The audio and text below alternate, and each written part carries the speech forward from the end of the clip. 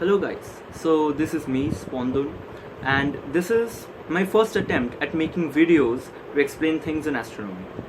I had taken this step because I think that astronomy is the most quantized thing in this universe now, and nobody tends to read it, but some people do, and they have kind of developed astronomy in their blood.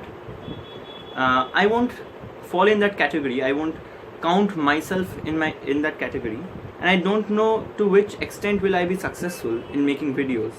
But I think even if I tell 20 people, 2 people will listen to me, and that is all my purpose, to teach people what I learned from nature. And so here we begin with the first video. Today's topic, we start with stars and their lifestyles.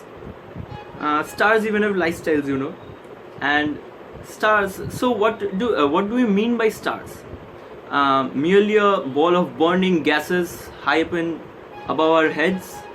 That's kitty definition. But what's the actual definition?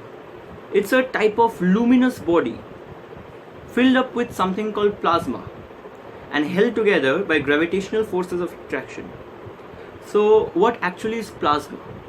Plasma can mean two things both in physical and chemical characteristics of the celestial bodies of the universe. Like first, plasma, it can mean that gases at high temperature, and secondly it can also mean that the fourth state of matter, which we call plasma also, these are mainly made up of ions and all, but relating to stars, we take the definition of plasma as gases at high temperature. So where do we begin? Stars begin their lifestyles as nebula. So what's a nebula? You may have come across that word, and a nebula specifically means a cluster of gases roaming around in space. And it has been seen that most of the nebula, they are counted 80% as hydrogen and around 20% helium, argon, and gases like those.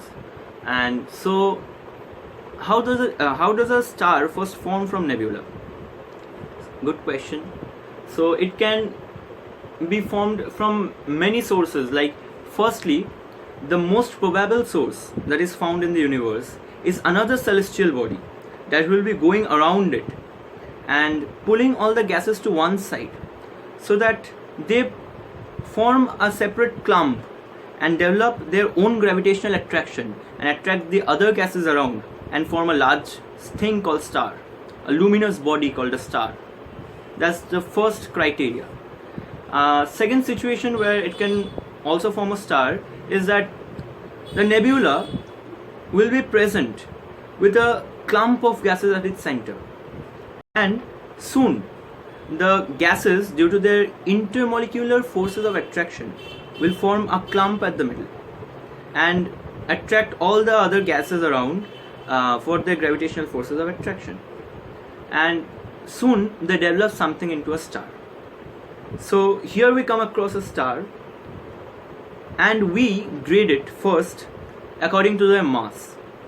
So how do we grade it by mass? There was an Indian scientist whose name was Subramaniam Chandrasekhar.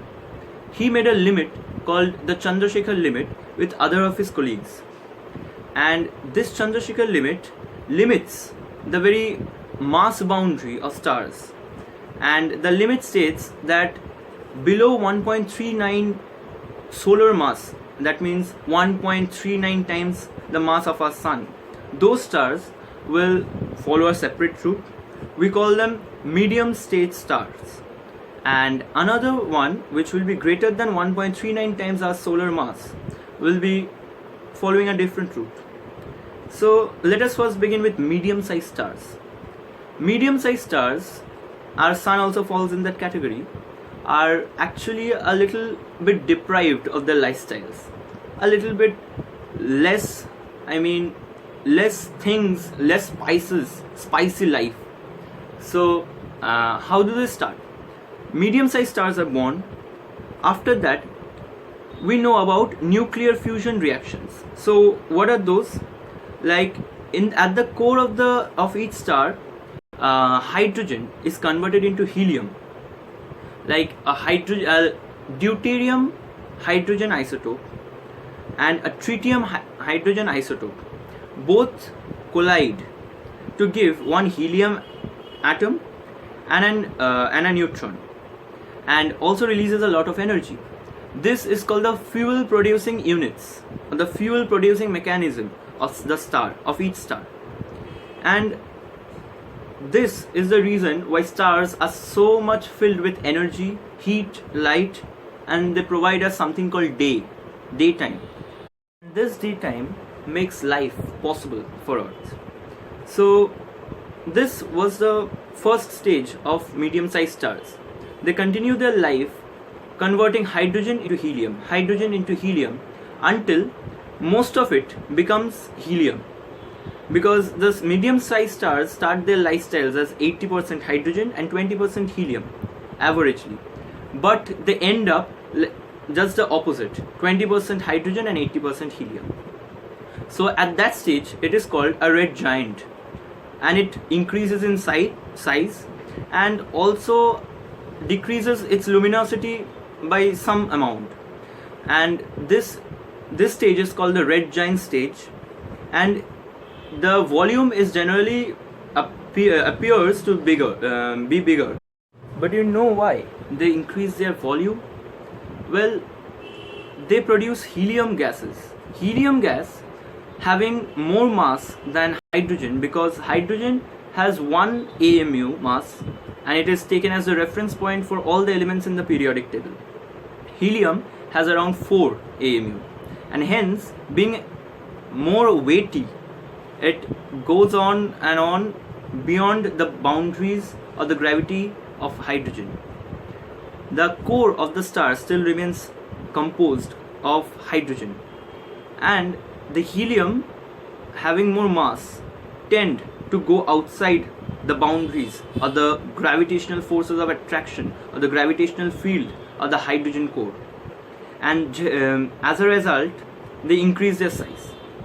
So after that, well, after the red giant stage, a stage appears which is called the white dwarf stage. So what's a white dwarf?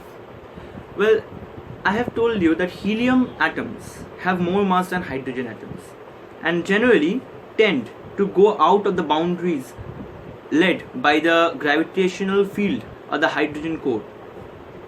Well, at such stage, during the white dwarf stage, the helium atoms fully go out of the boundaries of the hydrogen core, and so much helium is produced that the helium atoms get out of the boundaries of the gravitational field of the hydrogen core, and the hydrogen core, being white in color due to its high luminosity, stays at its right place, still converting hydrogen to helium.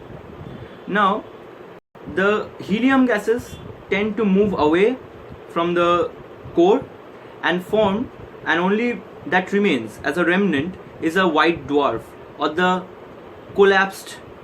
partially collapsed white core composed mainly of hydrogen, or the mother star.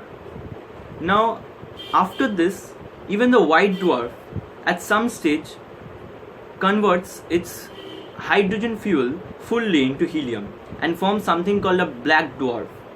And this black dwarf is like a dead body in space. It does not contain any luminosity, any mechanism for producing fuel, but it only goes on and on in the universe, just occupying a space. Well, that's good.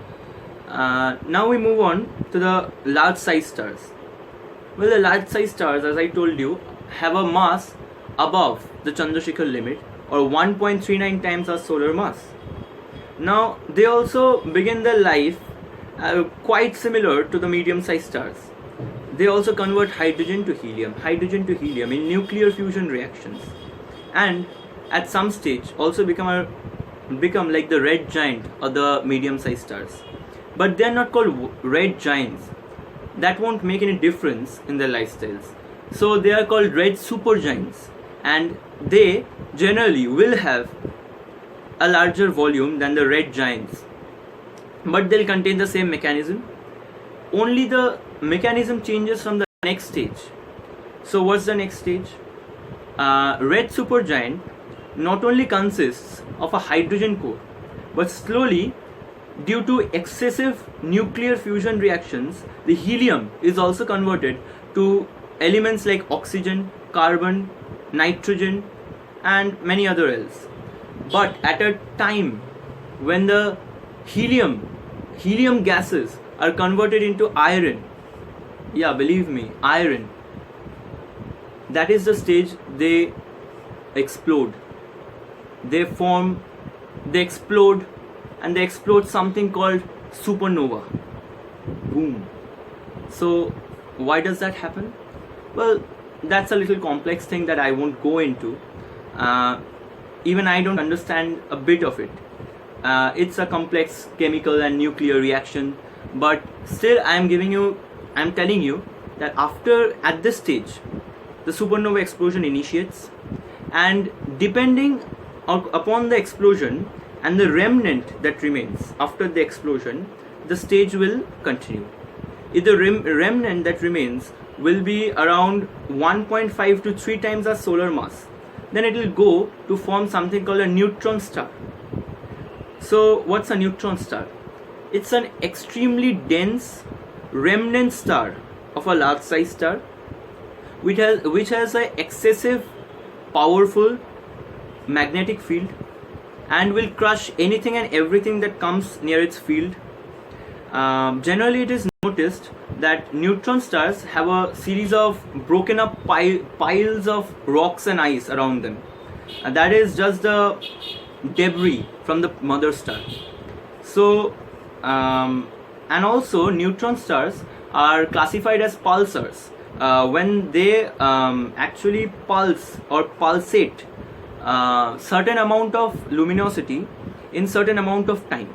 For example, there were some pulsars found in NGC galaxies which blinked at around 1.00063 seconds accurately, and they were also neutron stars. So they were categorized into something called pulsars or pulsating neutron stars. So pulsars are finished, neutron stars are finished. Now we go to another area which we call black holes. So the young generation is quite obsessed with it. I don't know why, but it actually occurs. Stellar black holes actually occur when the remnant of the star after the supernova explosion of the supergiant, I mean the large size star, are more than 3 times our solar mass. And at this time, the explosion is so powerful that the core cannot remain intact within its gravitational field and tend to collapsing with them the space-time curvature.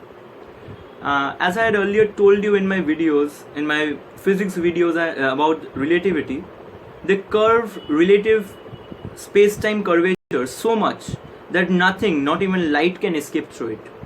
A black hole mainly has 3 parts: a singularity, an event horizon, and an accretion disk. So what's a singularity? You take a plane, the space-time curvature, a black hole forms, and the curve is so deep that there is one point above which it is the maximum depth from the surface of the space-time curvature, and that is called, that point on the imaginary surface of space-time curvature over the black hole is called singularity, and the gravity is strongest in it, and no matter, no physics of matter is ever known in that point, not until now.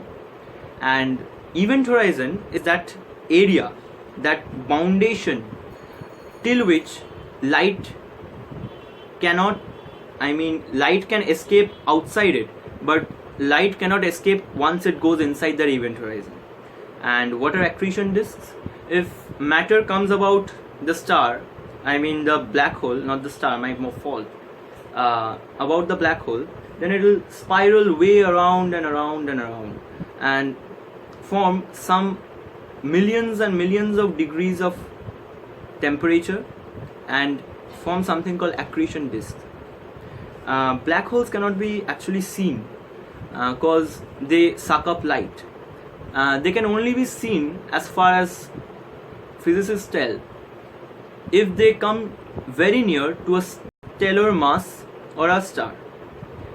But nothing has been proven right now, and black holes have not yet been found, and Hawking never got a Nobel Prize for it. So I think here ends our video today, and I hope you like it. My pardon if not, if my grammatical errors were too much to bear on, but it was my first attempt, and I think you will like it, but I can't force you also. And be patient. Let's see what I can bring in the next video.